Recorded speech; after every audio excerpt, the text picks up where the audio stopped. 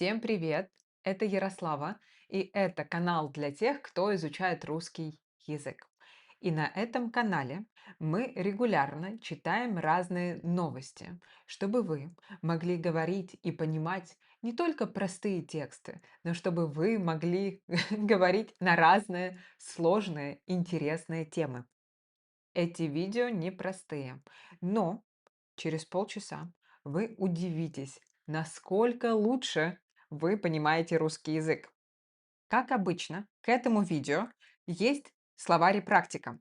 Если вы хотите запомнить все слова из этого видео и их попрактиковать, то бесплатно можно скачать файл, ссылка есть в описании. А если вы хотите получить доступ ко всем этим словарям и практикам, ко всем видео, и вы хотите получить доступ к бонусным видео, которых нет на этом канале, это бонусные видео, то для вас есть библиотека Learn Russian with News. Добро пожаловать, ссылка есть в описании, и давайте читать. Сегодняшняя новость очень актуальная. В России об этом говорят все, во всех новостях, все люди. Я сначала думала, рассказывать об этой новости или нет, потому что она очень внутренняя, очень локальная новость, но я подумала, это самое громкое дело, мне кажется, за этот год. Там есть мошенники, там есть суды, там есть знаменитости, и об этом говорят все. Поэтому доверьтесь мне, будет интересно. Давайте начнем. Это новость об одной известной певице. Эту певицу зовут Лариса Долина. Вот это ее фотография. Вы видите, что эта женщина, эта певица уже в возрасте, можно так сказать. И это очень знаменитая певица. Она еще со времен Советского Союза. Все ее любят, все ее знают. В общем, это такая тяжелая артиллерия, старая артиллерия. Почему о ней все говорят? Давайте почитаем, что случилось с квартирой Ларисы Долиной. Все о скандале вокруг певицы. Что случилось? Что было с ее квартирой? Был скандал вокруг певицы. Круг– это такая форма, да, круглый, вокруг певицы. Кругом, вокруг. Все, что вы хотели знать, но боялись спросить об афере с жильем народной артистки. Итак, это, кстати, очень универсальная э, формула, универсальная структура. Все, что вы хотели знать, но боялись спросить об афере с жильем народной певицы. Жилье– это место, где мы живем. Давайте я буду писать курсивом, потому что я видела, что кому-то было интересно. Это жилье народной артистки. Слово артистка в русском языке, конечно, это феминитив от слова артист.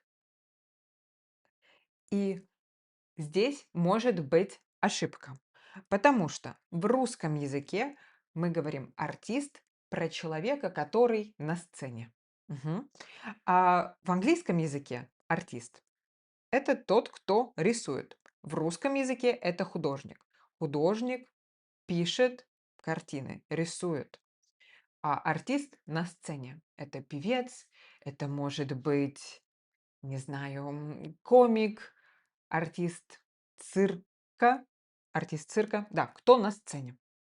И народная артистка– это весь народ ее любит, все люди ее любят.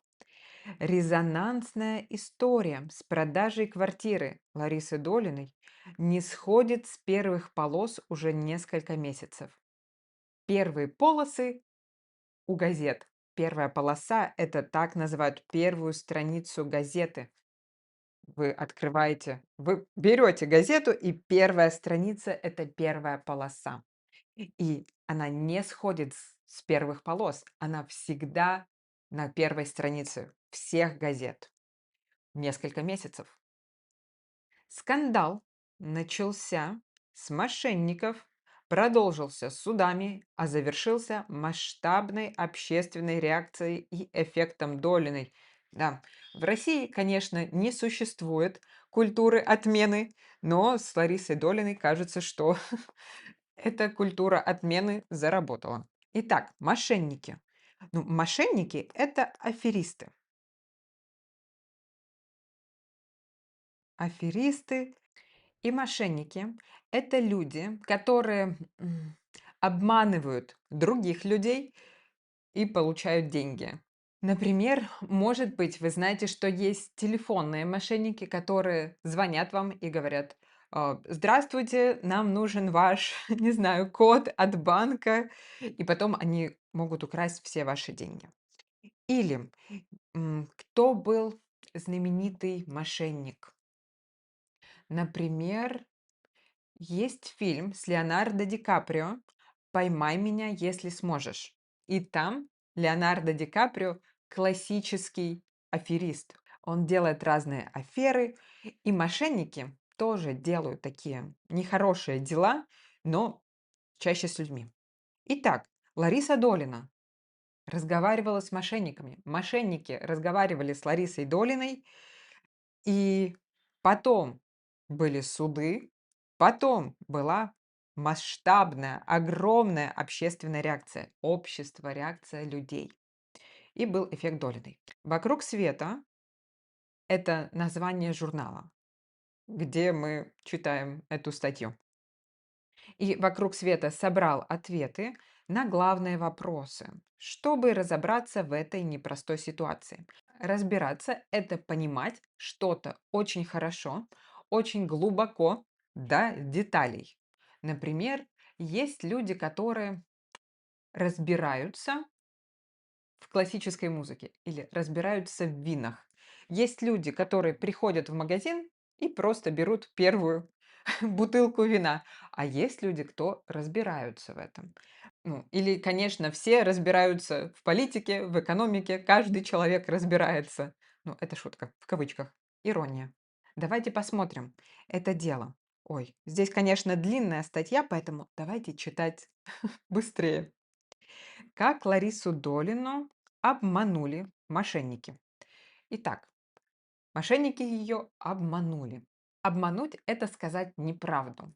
Ну, например, м, ребенок съел шоколадку. Ребенок съел шоколадку, а потом говорит родителям: нет, это был не я. Я не ел шоколад. Вот. Он сказал неправду, обмануть. История с квартирой Ларисы Долиной началась весной 24 года. Полтора года назад. Полтора года назад. С апреля по июнь с певицей систематически выходили на связь телефонные мошенники. Мы уже сказали, телефонные мошенники– это те, которые по телефону с вами разговаривают и хотят обмануть по телефону. Да, систематически выходили на связь. Выходить на связь значит а, звонить, разговаривать с кем-то, выходить на связь. Аферисты представились сотрудниками спецслужб и Росфинмониторинга. Представиться– это сказать о себе. Представиться– сказать свое имя. Например, вы знакомитесь с новым человеком, и новый человек говорит: разрешите представиться, или можно я представлюсь, можно я скажу, кто я. Это представиться. Официальное слово такое. Они сказали, что они, да, представились сказать, кто они. И аферисты сказали, что они сотрудники, они работники. Труд– синоним. Работа. Сотрудники– работники, они там работают. В специальных службах. Это ФСБ, служба безопасности, ЦРУ. ЦРУ– это в Соединенных Штатах. Спецслужбы. Что еще может быть? Ми-6, КГБ. КГБ– это в России. Нет. КГБ было в Советском Союзе. Комитет государственной безопасности. а сейчас это Центральное ЦРУ. Нет, ЦРУ. ЦРУ в США, Центральное разведывательное управление, а в России это ГРУ, Государственное разведуправление. Вот, господи. Ну да, у нас тоже много аббревиатур. Они сказали, что они работают в спецслужбах, в ФСБ. И Росфинмониторинг– это, это служба, которая следит, смотрит за финансовыми потоками, финансовый мониторинг. Это спецслужба, которая ищет, кто финансирует террористов, кто отмывает деньги, какие-то махинации, финансовые махинации. Итак, аферисты сказали, что они из спецслужб.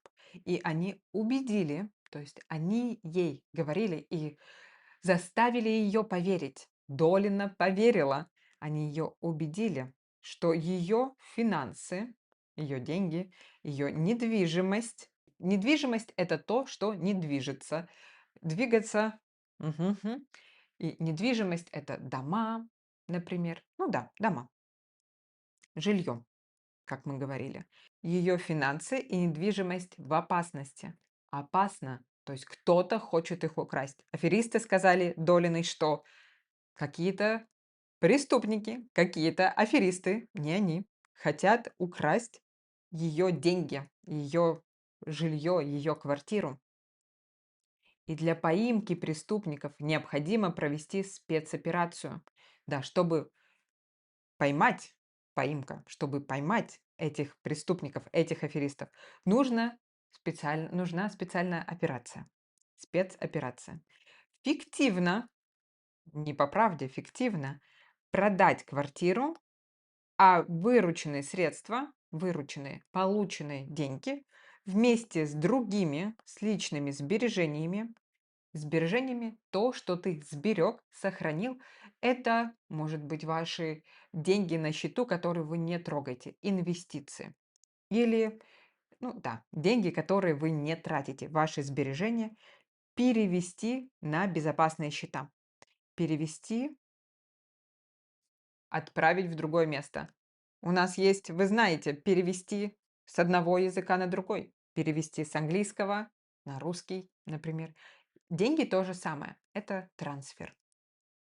Итак, мошенники сказали, что нужно, чтобы ваши деньги были в безопасности, и нужно, чтобы все деньги были на безопасном счету, чтобы деньги были в специальном безопасном месте. И Лариса Долина поверила. Что сделала Лариса Долина? Она доверилась, доверившись, она поверила этим мошенникам. Она продала свою пятикомнатную квартиру в престижном московском районе Хамовники. Кстати, мне очень нравится этот район Хамовники. Очень красивый, в центре Москвы. Конечно, очень престижный район. За 112 миллионов рублей. Она ее продала за 112 миллионов. Но недвижимость оценивалась в 138 миллионов. Недвижимость, ее квартира, должна была стоить 138 миллионов. Она продала ее дешевле. Она продала эту квартиру дешевле на 26 миллионов. Вот я специально долго считала, потому что будет очень неловко. Итак, она продала квартиру. В общей сложности всего денег, по данным следствия, это уже настоящие полицейские, настоящие следователи, настоящая полиция уже говорит, что всего мошенники похитили у Долиной более 200 миллионов рублей. 200 миллионов рублей. Сейчас курс доллара примерно 80 рублей за доллар. Да, 80 рублей– это 1 доллар. Так, давайте посчитаем, сколько это. Так, 112 миллионов. Пим-пим-пим. Это 1 400 000 долларов. Это за сколько Лариса Долина продала свою квартиру. А всего она отдала мошенникам 2,5 миллиона долларов. 2,5 миллиона долларов отдала. Причем, но, кстати, причем это, кстати, большую часть денег она перевела им сама. То есть она сама переводила деньги этим мошенникам. Потом обман раскрылся. Обман. Они ее обманывали, и это вся неправда, обман. Но, кстати, смотрите, неправда, может быть ложь. Обман это специально, когда говорят специально, чтобы манипулировать человеком. Обман раскрылся, открыть, закрыть, и стал известным, когда покупательница, женщина, которая купила квартиру, попросила освободить квартиру. Покупательница сказала: ну хорошо, я купила квартиру, Лариса Долина, теперь я хочу там жить. Ну, например. И Долина отказалась съезжать. Она сказала, что она не будет уезжать из квартиры, продолжая считать себя хозяйкой. Долина сказала, что я хозяйка квартиры. Она считала себя, думала, что она хозяйка квартиры. Но вернуть деньги покупательнице Лариса Долина не могла, потому что деньги были у мошенников, и деньги забрали мошенники. И только после этого певица обратилась в полицию. Певица Лариса Долина пошла в полицию. Итак, быстро в двух словах, что было? Певица Лариса Долина разговаривала с мошенниками. Мошенники обманывали Ларису Долину, и мошенники сказали певице продать квартиру и отправить все деньги на специальные безопасные счета, чтобы защитить, чтобы спасти деньги. Лариса Долина это все сделала и продала свою квартиру. И она продала квартиру обычной женщине. И потом обман открылся. Конечно, Лариса Долина не хочет уезжать из своей квартиры. Это ее квартира. И покупательница хочет жить в этой квартире, хочет эту квартиру, потому что она ее купила. Итак, давайте посмотрим, кто купил квартиру у Ларисы Долиной. Купить у кого-то. Покупатель квартиры Полина Лурье– это 34-летняя предпринимательница бизнес-вумен. Предприниматель, бизнесмен. Человек, у которого есть свой бизнес. И Полина Лурье– мать-одиночка. Мать-одиночка– это мама, которая растит ребенка или детей одна, без мужа. Итак, Полина Лурье– предпринимательница. У нее бизнес в сфере недвижимости. Она предпринимательница в сфере недвижимости. После раскрытия аферы, когда эта афера раскрылась, обман раскрылся, обе женщины подали иски в суд. Они обе пошли в суд. Лариса Долина требовала признать сделку недействительной. Лариса Долина требовала. Требовать– это очень сильно просить. Дети требуют, например, в магазине: я хочу эту шоколадку. Почему я сегодня говорю про шоколад столько? Да, дети требуют. Они прямо говорят: я хочу, я требую. Признать эту сделку. Слово «сделка» мы все прекрасно знаем. Я уже делала видео про Дональда Трампа и про его искусство сделки, как он хочет все сделки, сделки, сделки. Вот. И Лариса Долина требовала, чтобы эта сделка была юридически недействительной, неактивной, чтобы суд сказал: да, это неправильная сделка. И вернуть квартиру в собственность, что она будет собственником, она будет хозяйкой этой квартиры. А Полина Лурье попросила выселить и выписать Долину, ее дочь и внучку из купленного жилья. Выселить– это значит заставить кого-то больше не жить в этом месте. Выселить. Например, человек снимает квартиру, но он не платит аренду. Он не платит деньги хозяину квартиры. И тогда хозяин квартиры может этого человека выселить. Сказать: все, ты больше здесь не живешь, уходи. И Полина Лурье просит выселить Ларису Долину и выписать официально, чтобы ее не было в документах, выписать из этой квартиры Долину, ее дочь и внучку из купленного жилья, из квартиры, которую она купила. Итак, у нас есть два человека, они идут в суд.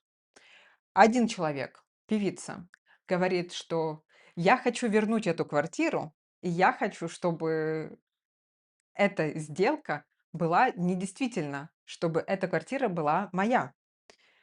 Покупательница Наталья Лурье говорит, что я купила эту квартиру, у нас есть договор, я заплатила деньги, и я хочу жить в этой квартире. И я хочу, чтобы Лариса Долина и ее семья ушли из этой квартиры. Как вы думаете, что ответил суд? Вы можете написать свое предположение в комментариях, и я думаю, что ответ вас удивит. Этот ответ удивил всех, поэтому об этой новости говорят уже несколько месяцев. Итак, суд сказал, что Лариса Долина совершила сделку под влиянием существенного заблуждения. Существенный, очень сильный. И это был обман. И она не знала, что происходит, и поэтому она совершила сделку, согласилась продавать квартиру, потому что под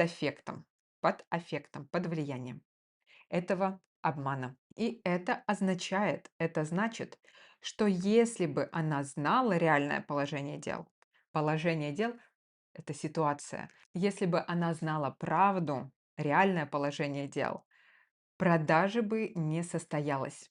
Она бы не продавала квартиру. Ведь певица была уверена, что помогает правоохранительным органам, а не передает квартиру настоящему покупателю. Певица была уверена, она думала, она точно знала, она считала, что она помогает спецслужбам, этим правоохранительным органам. Это институции, которые охраняют правоохранительные, они охраняют закон. И она думала, что она помогает им, а не продает квартиру настоящему покупателю.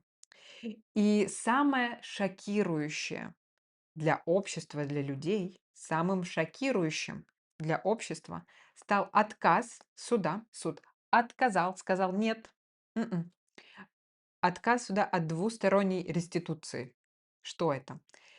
Это правило, по этому правилу стороны должны вернуть деньги друг другу. Двусторонняя реституция значит, ну, если честно, я не знала, я узнала об этом сейчас. И двусторонняя реституция значит, что обе стороны, сторона А, сторона Б, должны вернуть все, что было. Значит, квартира и деньги. Покупательница должна вернуть квартиру, а Долина должна вернуть деньги. Логично. Они должны вернуть друг другу все полученное, все, что они получили, квартиру и деньги. И суд решил, что 112 миллионов рублей, это сколько Лурье заплатила, Лурье должна взыскивать с самих мошенников, что Лурье должна подавать новый иск в суд на мошенников. Она должна искать мошенников и заставлять мошенников вернуть эти деньги. Таким образом, покупательница осталась без жилья, без квартиры и без денег. А Лариса Долина живет, как и раньше, в своей квартире. И Лариса Долина не должна возвращать деньги покупательнице. И эксперты указывают на спорность такого решения, что это очень спорное, что это очень непонятное решение, что оно может вызвать много споров, много конфликтов.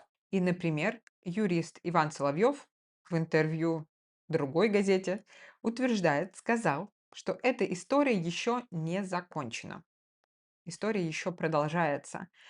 Дело уникальное, а потому, вероятно, скорее всего, Верховный суд, это главный Верховный суд, направит его на повторное рассмотрение. Поэтому, может быть, еще что-то изменится. Но, скорее всего, нет. И интересно, что в России непрецедентное право, например, как в США или как в Аргентине.